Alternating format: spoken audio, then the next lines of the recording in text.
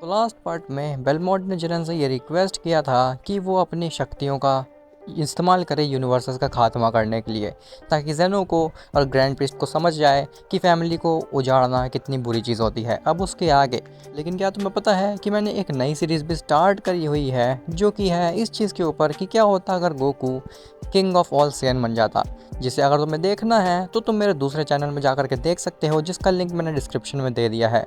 खैर, अब शुरुआत करते हैं अपनी स्टोरी का। जिरेन बेलमोंट से कहता है कि लॉर्ड बेलमोंट, मैं समझ सकता हूँ कि कितना ज़्यादा बुरा हुआ है आपके साथ, लेकिन मैं अपनी शक्तियों का गलत इस्तेमाल बिल्कुल भी नहीं करूँगा और यूनिवर्सेस को तबाह करने के लिए तो बिल्कुल भी नहीं। बेलमोंट कहता है अगर ऐसी बात है तो फिर मुझे ही कुछ रास्ता निकालना पड़ेगा, और मुझे लगता है कि मैंने बहुत बड़ी गलती की तुम्हारे ऊपर विश्वास करके और तुम्हें ऐसी शक्तियाँ दे करके। ऐसा बोल करके बेलमोंट वहाँ से चला जाता है। खैर, यूनिवर्स 7 में फ्रीज़ा के पास वही बीइंग दोबारा से आता है और वो कहता है तो तुमने जेनो से बात कर ही ली। फ्रीज़ा कहता है हाँ, मैंने उससे बता दिया सेलेस्टियल्स के बारे में, लेकिन लेकिन मैं ये नहीं समझ पा रहा हूँ कि आखिर तुम्हें कैसे पता था उन सेलेस्टियल्स के बारे में इतना कुछ। लॉर्ड जेनो मेरे मुंह से सेलेस्टियल्स के बारे में ऐसी ऐसी बातें सुन करके एकदम हैरान रह गए थे। आखिर तुम हो कौन? तो ओबिंग कहता है कि मैं जो भी हूँ वो जानने की तुम्हें कोई भी ज़रूरत नहीं है, और अगर तुम जान भी लोगे तो तुम उस पर विश्वास नहीं कर पाओगे। खैर, तुम्हें जेनो से अटेंडेंट बनने वाली बात बिल्कुल नहीं करनी चाहिए थी। फ्रीज़ा कहता है आखिर तुम्हें किसने बताया है कि मैंने उससे ऐसी बात करी है? तो वो बीइंग कहता है कि मुझे सब कुछ पता है, जो भी इस मल्टीवर्स में चल रहा है, जो भी किसी भी मल्टीवर्स में चलता है वो सब मुझे पता चल जाता है, लेकिन तुम्हें ऐसा नहीं करना चाहिए था। फ्रीज़ा कहता है आखिर ऐसा क्यों? तुम ही ने तो कहा था कि तुम मेरी मदद करोगे, तो मैं अटेंडेंट बनने जा रहा हूँ तो तुम इसमें मेरी मदद क्यों नहीं कर रहे हो? तो वो बीइंग कहता है कि तुम अटेंडेंट तो बन जाओगे, लेकिन उसके बाद तुम अपने आगे ओमनी किंग बनने के दरवाजे को बंद कर दोगे, क्योंकि एक अटेंडेंट का अंत मौत होती है। और अगर तुम्हें लगता है कि तुम अटेंडेंट बन करके ओमनी किंग बन सकते हो तो वो एकदम ही इम्पॉसिबल है। काफ़ी बिलियन ईयर तक तुम्हें ओमनी किंग को सर्व करना पड़ेगा, जिसके बाद तुम्हें मार दिया जाएगा। इसीलिए मेरे हिसाब से सबसे बेकार डिसीज़न था तुम्हारा अटेंडेंट बनने का। फ्रीज़ा कहता है तो फिर तुम क्या चाहते हो, आखिर मेरे को क्या करना चाहिए था? वो बीइंग कहता है खैर उसके बारे में छोड़ो, मैं यहाँ पे तुमसे जैकेट के बारे में बात करने के लिए आया हूँ। फ्रीज़ा कहता है क्या वही ड्रिप जैकेट जिसके बारे में लॉर्ड जेनो ने मुझसे झूठ बोला था? वो बीइंग कहता है हाँ, तुम सही समझे, मैं उसी जैकेट के बारे में बात कर रहा हूँ। वो एक रेल्म में रखी हुई है और मैं चाहता हूँ कि तुम उस जैकेट को उस रेल्म से बाहर निकालो, जिसके बाद तुम जेनो के पास जा करके ये कहो कि वो रेल्म से गायब हो गई है जैकेट। फ्रीज़ा कहता है लेकिन अगर मैं ऐसा करूँगा तो लॉर्ड जेनो को मेरे ऊपर ही शक नहीं होगा कि कहीं मैंने तो वो जैकेट गायब नहीं कर दी? तो वो बीइंग कहता है कि उसे ऐसा बिल्कुल भी शक नहीं होगा, क्योंकि एक आम मॉडल की सोच वहाँ तक जा ही नहीं सकती है और तुम उस रेल्म तक कभी पहुँच ही नहीं सकते हो। फ्रीज़ा कहता है अगर ऐसी बात है तो फिर उस जैकेट का आखिर करूँगा क्या मैं? तो बीइंग कहता है कि तुम्हें बस वो जैकेट ला करके मुझे देनी है। फ्रीज़ा कहता है आखिर मैं ऐसा क्यों ही करूँगा, मैं चाहे तो उस जैकेट को पहन सकता हूँ और तुम्हें भी मार सकता हूँ। तो बीइंग कहता है तुम्हें बहुत ज़्यादा जल्दी हो रही है, अगर तुम्हें लगता है कि तुम उस जैकेट को पहन करके सबसे ज़्यादा ताकतवर बन जाओगे और मुझसे बच जाओगे, तो वो तुम्हारी केवल एक गलत फहमी है, और मैं चाहता हूँ कि तुम केवल इस मल्टीवर्स को ही नहीं बल्कि पूरे ओमनीवर्स को संभालो। इसीलिए जैसा मैं कहता हूँ तुम बस वैसा करते चलो। फ्रीज़ा कहता है जैसा आप कहो। वहीं दूसरी तरफ जेनो ग्रैंड प्रिस्ट से कहता है कि मुझे लगता है कि अब हमें यूनिवर्स 11 के डिस्ट्रॉयर की सेरेमनी को स्टार्ट करना चाहिए, क्योंकि अब बहुत ज़्यादा देर हो चुकी है ऑलरेडी। ग्रैंड प्रिस्ट कहता है जैसा आप कहें लॉर्ड जेनो, मैं अभी जा करके यूनिवर्स 11 में बेलमोंट और मार्गरेटा को ये संदेशा पहुंचा देता हूं। जिसके बाद ग्रैंड प्रिस्ट वहां से चला जाता है यूनिवर्स 11 में मार्गरेटा के पास। ग्रैंड प्रिस्ट मार्गरेटा से पूछता है कि आखिर बेलमोंट कहाँ पे है? तो मार्गरेटा कहती है कि लॉर्ड बेलमोंट तो जिरन से कुछ ज़रूरी बात कर रहे हैं। तभी वहाँ पे बेलमोंट आ जाता है। ग्रैंड प्रिस्ट कहता है हम तुम्हारे ही बारे में बात कर रहे थे बेलमोंट। खैर, तुम सभी को लॉर्ड जेनो ने अपनी प्लेस पे बुलाया है ताकि वो यूनिवर्स 11 के डिस्ट्रॉयर बनने की सेरेमनी को पूरी तरीके से शुरू कर सकें।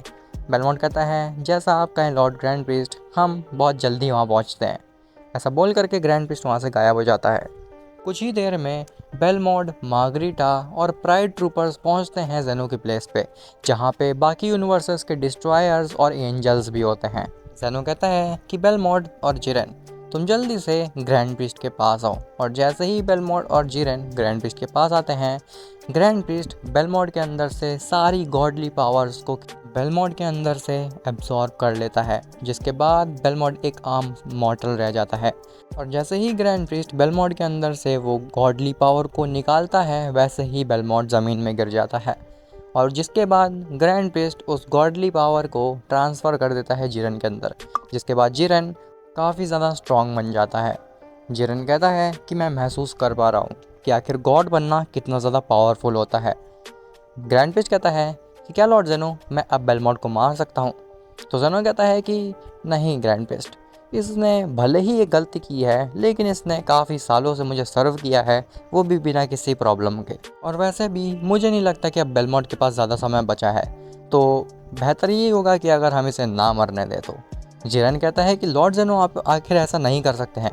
अगर ये ज़िंदा रहेगा तो फिर हमारा मल्टीवर्स का साथ कुछ भी हो सकता है। ज़ेनो कहता है कि तुम्हारा मतलब क्या है? जिरेन शांत हो जाता है और वो बेलमोंड के इरादे को लॉर्ड ज़ेनो को नहीं बताता, क्योंकि उसे ये डर था कि अगर वो लॉर्ड बेलमोंड के इरादे को लॉर्ड ज़ेनो को बता देगा तो हो सकता है कि वो पूरे यूनिवर्स को और उसी के साथ जिरेन को भी ख़त्म कर दें। बेलमोंड अचानक से मुस्कुराने लगता है, जैसे कि उसका कोई अधूरा सा सपना अब मानो पूरा होने वाला है। जिसके बाद इस सेरेमनी को ख़त्म किया जाता है और सभी डिस्ट्रॉयर्स और एंजल्स अपने यूनिवर्सेस में वापस चले जाते हैं। जिरेन भी यूनिवर्स 11 में पहुंचता है बेलमोंड और मार्गरीटा के साथ। जिरेन मार्गरीटा से कहता है कि तुम फ़िलहाल यहाँ से बाहर जाओ, मुझे बेलमोंड से कुछ ज़रूरी बात करनी है। जिसके बाद मार्गरीटा कहती है जैसा आप कहें लॉर्ड जिरेन, और ऐसा बोल करके मार्गरीटा वहाँ से बाहर चली जाती है। जिरेन कहता है कि लॉर्ड ज़ेनो ने तो तुम्हें नहीं मारा, लेकिन मैं तुम्हें ज़रूर मार सकता हूँ अगर तुमने कुछ भी गलत करने की सोची इन यूनिवर्सेस के साथ में या फिर किसी भी बीइंग के साथ में। बेलमोंड काफ़ी ज़्यादा कमज़ोर होता है और वो खांसते खांसते कहता है कि जिरेन, तुम कुछ भी नहीं कर सकते हो। अगर तुम चाहो तो मुझे मार सकते हो, लेकिन उसके बाद लॉर्ड ज़ेनो तुम्हारा क्या करेंगे वो उसके बारे में तो मैं भी नहीं जानता। जिरेन कहता है तुम शायद भूल रहे हो, लेकिन मैं अभी एक डिस्ट्रॉयर हूँ और मैं तुम्हें इरेज कर सकता हूँ, जिससे कि मुझे नहीं लगता कि लॉर्ड ज़ेनो को कोई प्रॉब्लम होगी। बेलमोंड जिरेन की आंखों में देखता है और कहता है अगर ऐसी बात है तो क्यों ना तुम मुझे इरेज कर दो। जिरेन के पसीना आने लगता है और वो बेलमोंड को नहीं इरेज कर पाता। खैर, जिसके बाद वो वहाँ से चला जाता है। वहीं तभी तक फ्रीज़ा भी उस रेल्म से वो जैकेट ले आता है और उस बीइंग को सौंप देता है, और वो बीइंग उस जैकेट को लेकर के वहाँ से चला जाता है। उसके जाने के बाद फ्रीज़ा ये सोचता है कि अगर ये बीइंग इतना ज़्यादा ताकतवर है कि इसे सब कुछ पता रहता है मल्टीवर्स के बारे में, तो फिर ये खुद ही क्यों नहीं उस रेल्म में जा करके उस जैकेट को ले आया।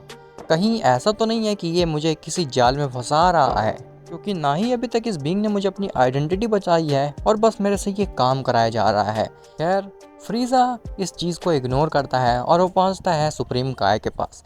फ्रीज़ा सुप्रीम काय से कहता है कि मुझे लॉर्ड ज़ेनो से मिलना है। सुप्रीम काय बिना किसी हिचकिचाहट के फ्रीज़ा को दोबारा से लॉर्ड ज़ेनो की प्लेस पे ले जाते हैं। अब क्या जो फ्रीज़ा का शक है वो सही है या फिर गलत है, और आखिर बेलमोंड क्या यूनिवर्स को तबाह कर पाएगा और अपने काले इरादों में सक्षम हो पाएगा या फिर नहीं, ये सब तो पता चलेगा नेक्स्ट पार्ट में। और जा करके डिस्क्रिप्शन वाले चैनल को भी सब्सक्राइब कर लो ताकि वहाँ की सीरीज़ भी तुम एंजॉय कर सको।